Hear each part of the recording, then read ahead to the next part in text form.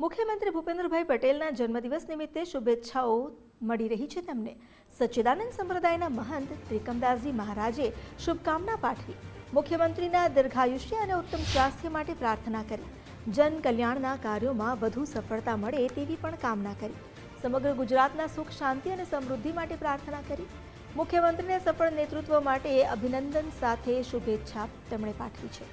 સચ્ચિદાનંદ સંપ્રદાય તરફથી જન્મદિવસની શુભેચ્છાઓ આપવામાં આવી વિકાસના નવા આયામ સર કરવા માટે પણ પ્રાર્થના કરી। પ્રજાવત્સલ મુખ્યમંત્રી મૃદમ અને મુકમ એવા ભૂપેન્દ્રભાઈ પટેલ સાહેબનું પણ આજે જન્મદિવસ છે।